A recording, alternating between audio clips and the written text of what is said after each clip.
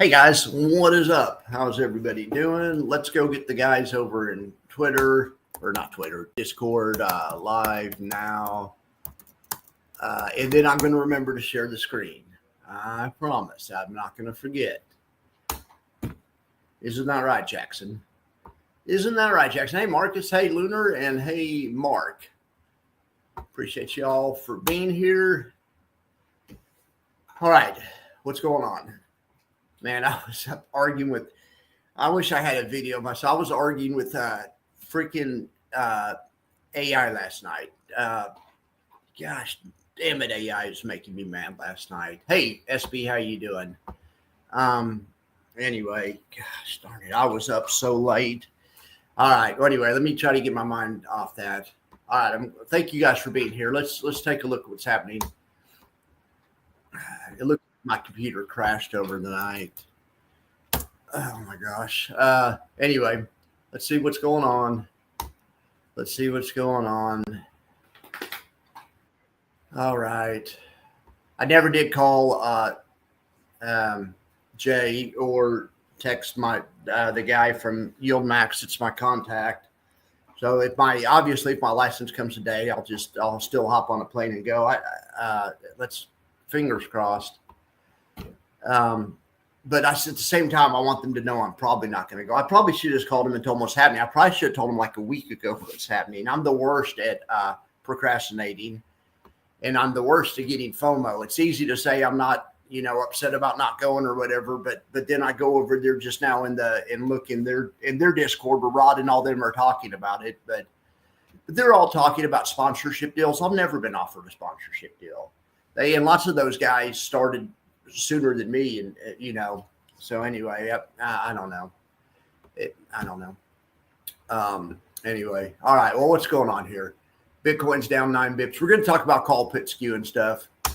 I just, those guys have a better angle than I do. If I would have got into this with, I don't know anything about options or these funds, and I'm just like you guys, that's a better angle than coming on here and saying, no, I'm an expert at options. I know about this. It's for sure going to work. You guys don't know what you're talking about. Because then the kind of people I get are other people like you guys, which are great. I love you guys, but it's a narrow audience. I get other option traders, that other people that understand how it's working or trying to deconstruct it. Anyway, I'm just more of a niche than those stations, and that's fine. All right. So, but look at this. I like this. I like this. So I guess this pullback the other day was viable. I mean, but you never know. You never know at the time. I thought it was maybe the start of a new trend. But anyway, if the person was bearish, I think it would have been the bad decision to sell here. But if a person's bearish and let it come back up and fell up here, hope for it to get up here to the, let's look at the SPY. Then this might be, the patient person could put on a bearish thing right now. That is still an island reversal. There's no getting around that on the daily chart. I mean, I don't know. Anyway, that's SPY. It just looks like a reversal pattern. It's But anyway, today let's talk about call put skew, because you guys were talking about in parity or call. We're going to talk about call skew other than parity in Discord. We're going to talk about put call parity and call skew, and it's kind of the same concept. In a second, though, after we check the market, I'm just trying to get all my windows open. No, gosh darn it, I need to get Tasty Trade open. I need to get everything open. But let's also look at the max factor and that kind of stuff. And I can show you. I was working on goat stuff all last night. I haven't given up on the goat. In fact, I've doubled down on the goat. And the goat's not so much about the spread or the positions. It could be anything. You'll see. And I don't want to tell it to you guys before I tell it to show my two friends that are helping me. But I've had a breakthrough, and that's why I was up till like 3:30 last night. I'm exhausted. But let's also pull up the high yield technical analysis. Let's get Tasty Trade up. Let's get Tasty Trade up. Let's get everything up. And let's look at high yield technical analysis while Tasty Trade is loading. See what we have going on. Gosh darn it, Soxy's 11 days above average. Wow, it's just continuing to report on. Okay, well, there's a few of them that aren't working. Wait, I don't understand why that is. It's probably because I just opened the window. Anyway, of the ones that are working, these ones right here aren't going to be on the list anyway, so it's fine. All right, Soxy, number one. Look at SPUT. Boy, Marcus loves that, and he's been trying to get me to get it for the model portfolio, and I just keep, gosh darn it, I need to listen to my own people. 9.7 days above average. We're gonna focus on SPUT this morning. SPUT's an unsung hero. The problem with SPUT, and that's the reason I don't have it, is because it doesn't pay a high enough dividend. I have to have everything maxed out to the top. I want maximum dividend. I want to earn 1,000%. That's why I have ULTY. I want to make 1,000,000%. But yeah, anyway, but no, SPUT would work to balance out some of the riskier ones. Yeah, darn it. Well, anyway, good call, Marcus. Great call. Great call. It's obviously above the April high. It's quite a bit above the April highs, just about as much as the market is. But it looks, just eyeballing it, and it's, let's see, it's 25.67 to 26. That's 33 plus 16 is 45, 50 something. I don't know. So 45 cents on $25 is 5%. I think the S&P is up a little bit more than 5% from its from its high back there. But anyway, and we would expect it to be doing not quite as well as the S&P. But man, look at this thing; it's just a monster. It has momentum. Look, it's a full 1% above its moving average. It's not super risky. It doesn't have a beta on here, but since it only does a half override, the beta I gave it was a low beta. It has a beta about like one of the global X products, very non-risky, non-volatile. So wow, that's a good pick, Marcus. All right, well let's go back to high yield T&A and see what else is going on. Great pick, Marcus. You're killing it. All right, then there's Biggie. So Biggie and Soxy, I always get confused, but yeah, Soxy. Chippy's just a regular fund. Soxy's a 12%er. Biggie is a 12%er. All right. So that would also make sense. Those are up there ahead of something like a Chippy or a GPTY. Biggie's the same thing, or similar concept to GPTY, but Biggie only pays 12. GPTY pays about twice that. QILG, look at that thing, 8.6 days above average.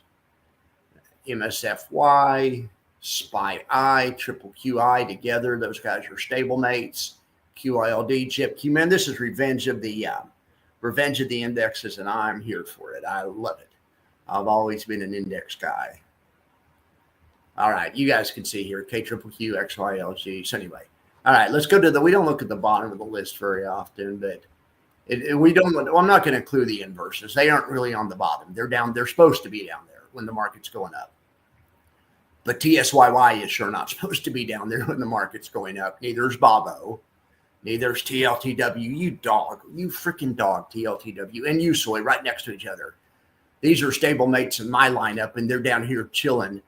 I might as well put an inverse in and drop you guys. You guys are dogs. Jeez. All right. Well, let's look at, what else should we look at? Maybe let's look at the buffer report, and then we'll talk about call put skew, put call parity is what it is, and call skew. Let's look at the old buffer report and see what's going on in buffer land. All right, index buffer report. What do you bet this one that's up the most is SVOL? What do you want to bet? I didn't look. The writing's too small for me to see, but yeah, until I focus in on it. That's why I always stare off into the distance and try to predict it. And it's SVOL or feed or 5E every morning.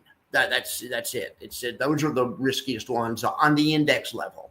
Feed second today. K Triple Q is showing some upside, showing some risk. There's GPTY. I like to see that GPTY. Thank goodness. QDTE looks really good, outperforming the Qs, as is 5E, outperforming its benchmark, which is the SPY. XDTE outperforming its benchmark, which is the SPY. Y Spy looking good. I do have some of these ones that are doing well. I have Y Spy, but I also have U Soy, and TLTW is just a dog. But it's because interest rates are going back up. Why are interest rates going back up? That's not, or why's the 10-year been floating up? Let's look over at the 10-year. We're gonna weave back over into the 10-year lane just really quick. Then we'll come back. All right.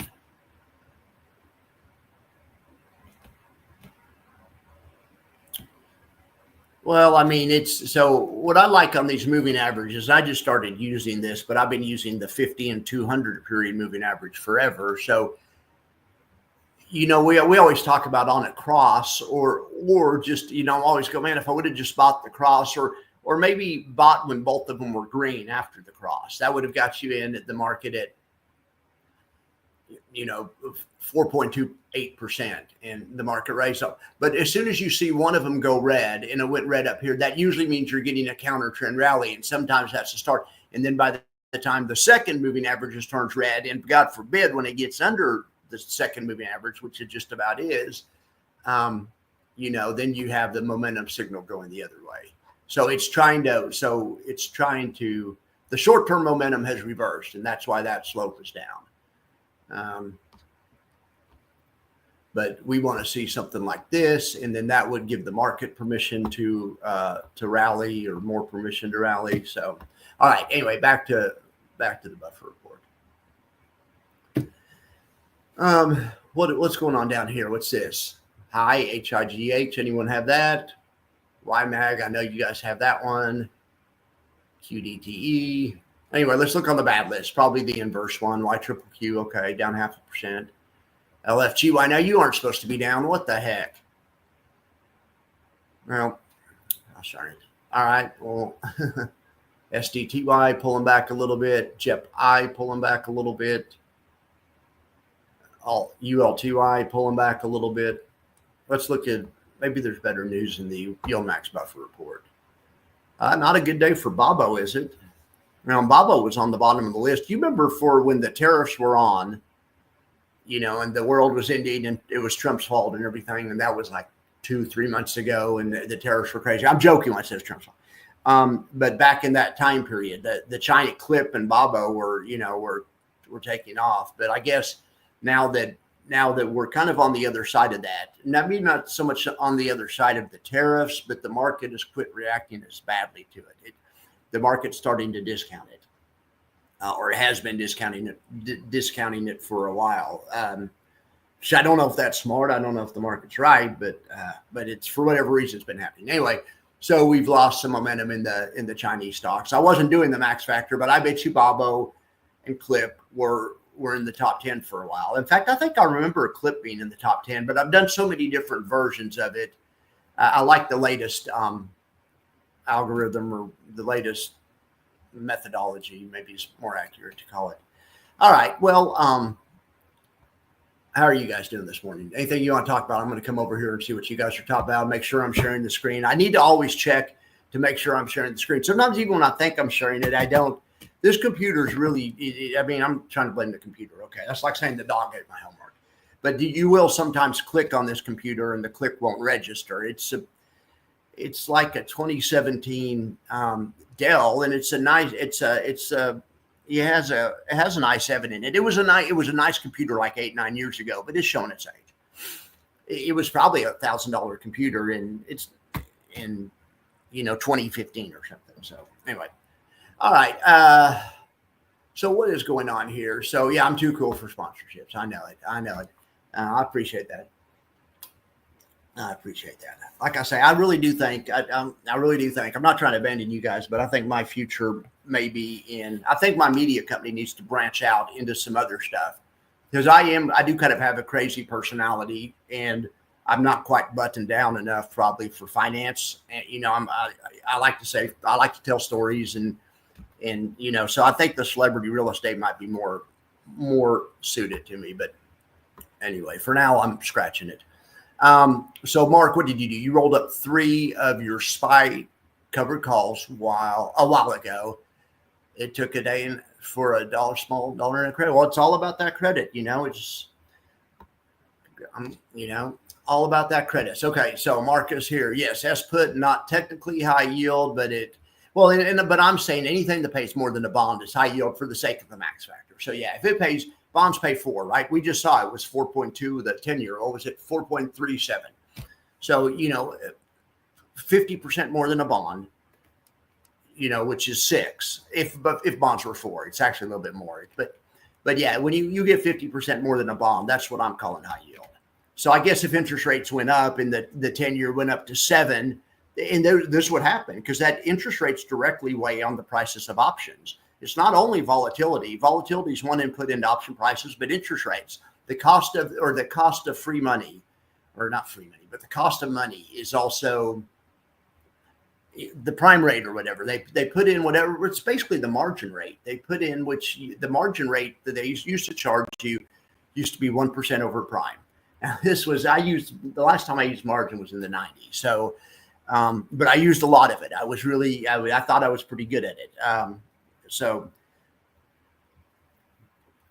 But I don't know if it's still 1% over prime. But the theory above margin loan is a margin loan should have no risk for the broker because they're holding your stock, and they're brokers. Now they have stock risk, but they're brokers.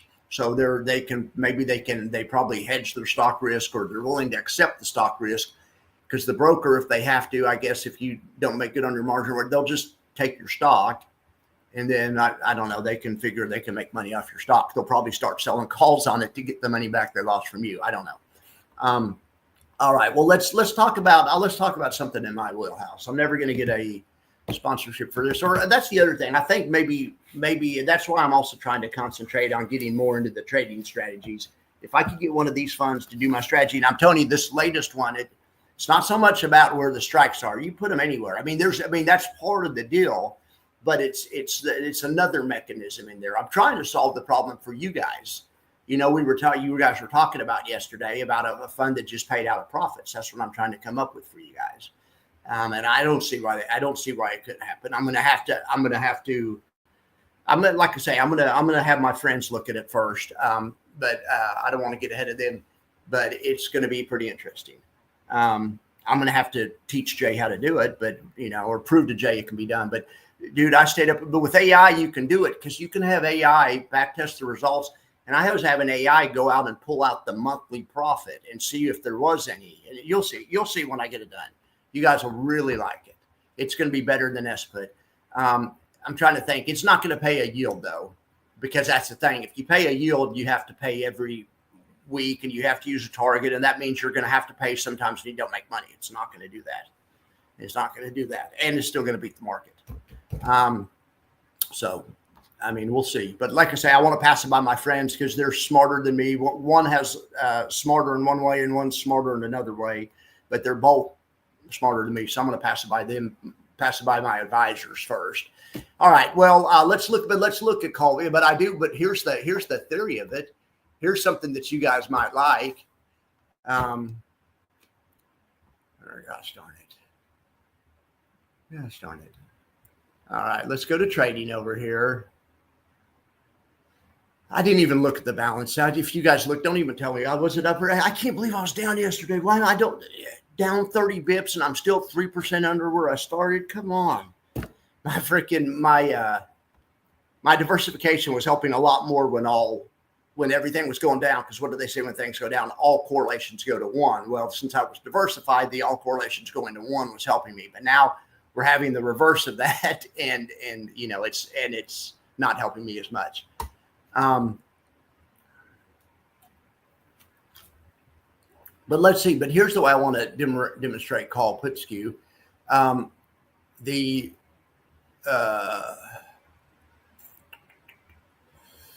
Let's just do it like this. Wonder if a person sold and at the money. So we're going to call that the money 50 or 60 delta. We're going to do 60 delta. So one strike in the money. I wonder if a person sold a 60 delta call every day.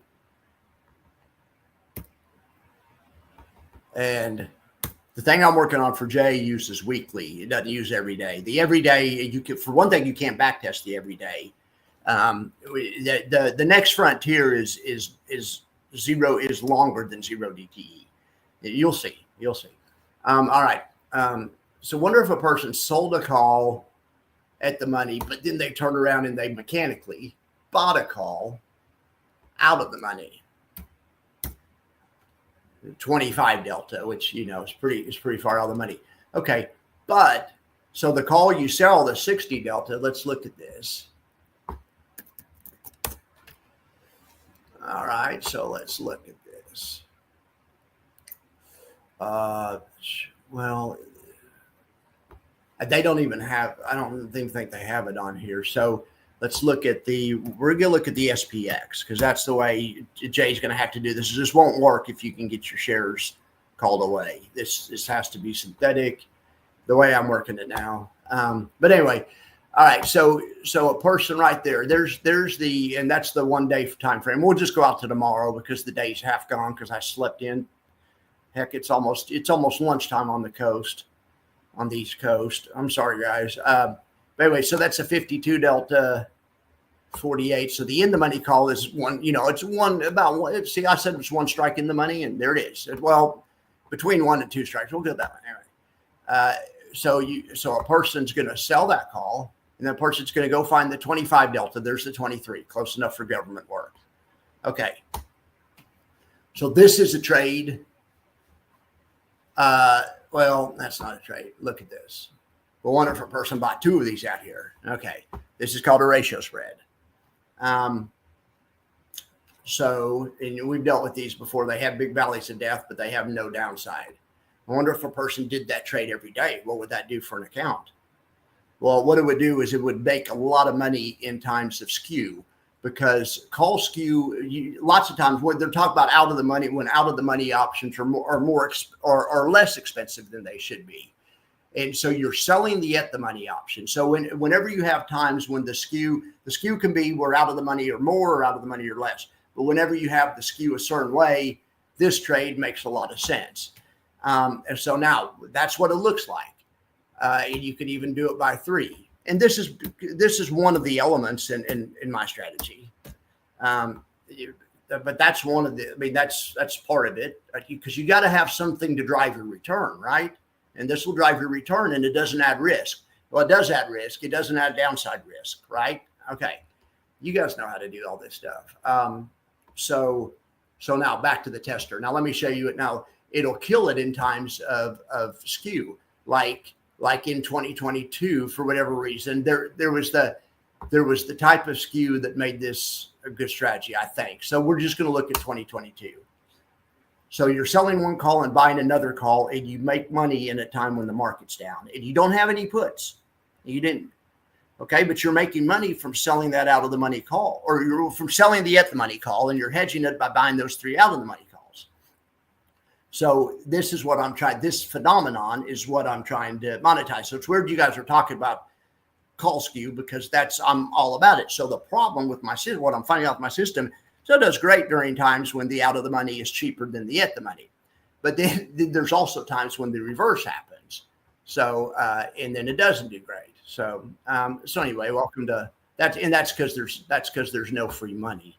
But anyway, this is one of the elements in the test. And so we can see times when the skew's favorable and not. So right after 2020, market blew straight up. This strategy was losing hella money.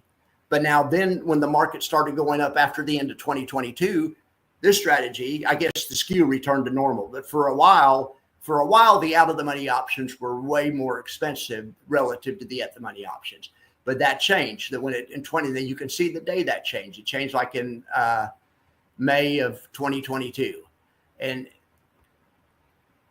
But anyway, that's the phenomenon I'm trying to monetize. But then you can see it changed again. And then it was a bad strategy, and then it changed again. So anyway, all right. Well, so what I've done is I've combined this with something else to try to fill in the low spots. But I think this can be helpful. Look at the way this made a new high. So anyway, look at the way this made a new high when the market was actually making a low for the year.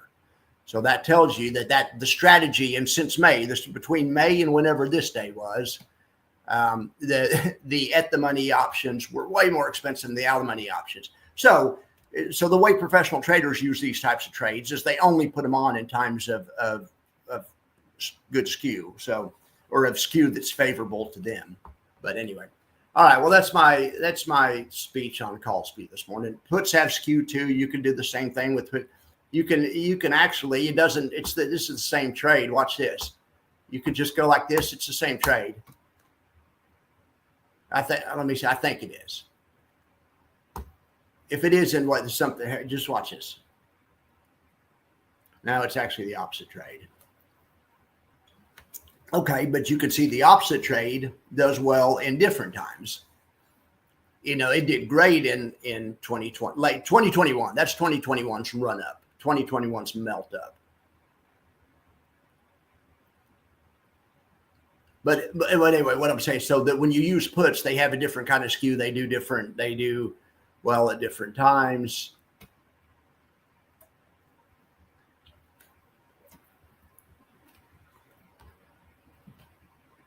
Well, that's not such a bad. I don't know what that is. I just switched the calls to puts. But what are we doing there? Let's look at it. So in this one, we're selling a 60 delta put every day. The 60 delta put is the trade that Triple QI does. They sell the 60 delta put every day. It's a moneymaker. I mean, and because it's a 60 delta, not the 50 delta, it's one strike out of the money for puts. It's one strike, or it's one strike above the money. Anyway. I get confused on how to say that, but anyway, all right. What do you guys want to talk about? I could just let you guys go or whatever. I need to get back to the goat. The goat's now a strategy so much, but you guys saw that's one of the elements. I mean, it's one of the elements of the goat is to monetize the call skew. All right. So what's going on here? I want to catch up with what you guys are saying. The fund managers say their goal is to keep around 20. Yeah. No, obviously anything that's going to pay that little 6 or even 8 or 12%. The goal is, in my opinion, the reason they're paying that little is because they're, they better have really good NAV. Their NAV better actually go up if they're only going to pay 6%. Because how much does the market go up in an average year?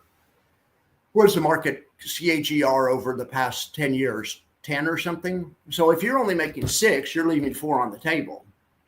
So, I mean, so if they're going to try to be a market performer or an outperformer, but, these guys at least shoot for a market performer. Yeah, they're looking for a NAV that goes up. They may say their goal's around 20, but they're hoping, I would say if you put a truth serum in them, they're hoping the NAV creeps up to 25 in a couple of years.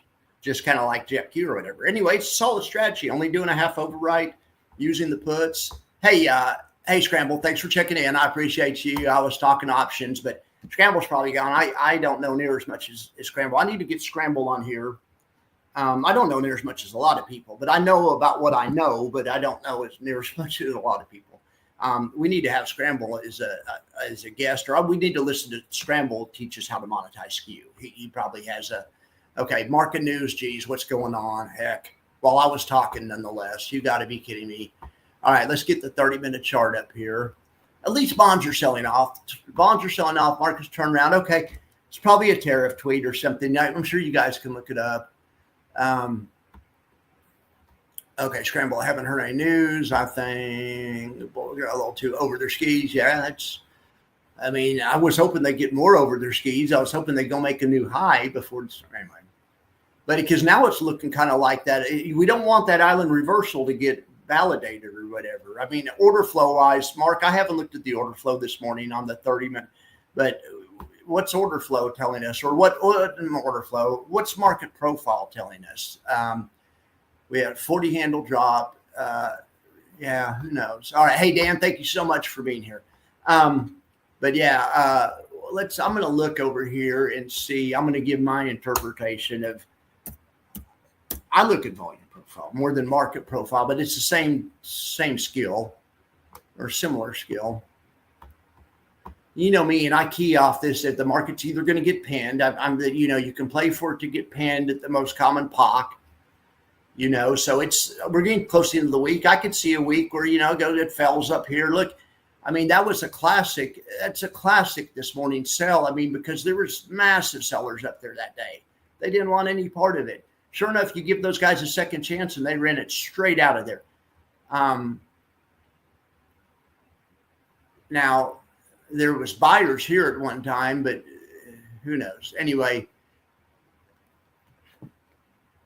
I mean, I say a 60% chance we get pinned at 620 or something, and then a 40% chance we go on to make a new high, because we checked the last POC. I don't know. I mean, we're going to have to invalidate this. We're going to have to. You need to have a close on the other side of this darn thing, or at least the close of a time period or two. We need to get acceptance on the other side of that thing. Bulls do. So if someone stuck a gun to my head and maybe do a trade for the end of the week, I might do a butterfly and centered around 620. And then if it stays in this area and it gets pinned here, that'd be fine with me, because the butterfly would make money. But, maybe do a broken wing butterfly with no risk to the upside, because I think we're going to get pinned here or go higher. I don't know. But anyway. All right, Max, there was a new intraday high. Okay, well, hang on a second. Well, yeah, I mean, it looks like it was sold as well, right? But let's look at, or I'm trying to find one. The SPY's real time. SPY's public domain, and SPX is public domain. It's not actually delayed, but the futures, Chicago, the mercantile wants money from you. So the ES is delayed. So if I'm looking at ES sometimes, it might be 15 minutes behind. But yeah, heck yeah, it made a new intraday. What made a new intraday high? Not the SPY. I'll go back and look at the comments. The Qs did. Okay, yeah. The Q's the market. So, I mean, I'm with you that the Qs are the new SPY. I mean, I don't know. I could go either way on the matter. But with bonds going back up, and let's make sure VIX and VIX are still doing in line. And no, VIX is up 3.8. That's not a good sign. And you look here at short-term VIX, but by the 50-period moving average, it started doing the counter trend rally, started rejecting the latest move down. Yeah, so short-term VIX is trying to move up. If we could get a close on the other side of this, that would be a bad sign for the market. So I guess, I don't know, mixed signals. Bonds are saying risk on. VIX is, and also, but this VIX is just up the past few time periods because of whatever news that was. I bet it was a tariff tweet or something. Anyway, bonds are good news. VIX is bad news. And for the tiebreaker, we'd use Bitcoin and as a precursor for other risk assets. I saw that, I think it was Scramble was showing the, what's the dry shipping rate boundary or something, horizon.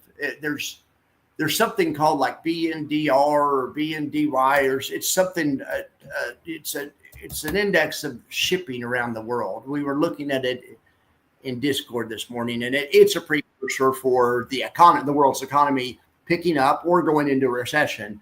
And it was turning around and picking up. It was bullish. I can't remember the symbol, but I'm sure you guys look at it. It's called the dry shipping rate, or I think it's basically how much it takes to send a cargo across the ocean or something. If they fix weird strike prices, they could be the new SPY. Yeah, the Qs, I guess. Yeah, I had thought about that. Volume profile shows us being 70 cents below value area low from the previous day, right? Or because in market profile, you key off the previous day. Lots of times you key off the previous day and the current. Well, you key off the current day's value area too, because you're just playing the distribution, like I said. Or that's the way I think of it. I think of it, you're no longer trading the markets, you're trading statistics. You're trading, has this gone too far in the distribution? And I can buy down here and it should return to the more prevalent part of the distribution, known as a POC. Anyway, okay, today's graph. Okay, well, perfect. I'm sure you've posted it in Discord. I'll go take a look at it in Discord or whatever. All right, guys. Well, I've talked long enough. It is 11 o'clock on the East Coast. You guys go get lunch. I'm sorry this update was so late. I literally just rolled out of bed. I I didn't even have the decency to put on a hat to cover up my bed hair. I did brush my teeth, but this isn't smell-o-vision. But you have to brush your teeth. I don't wake up until I brush my teeth. I mean, that's the first thing I do. Anyway, all right, guys. Well, I appreciate y'all, and I will talk to you later. And if you're one of the two friends I was talking about, I'm working on that goat stuff, and I'm going to send you guys something to look at today. All right. Well, I appreciate you all for being here, and I will talk to you later.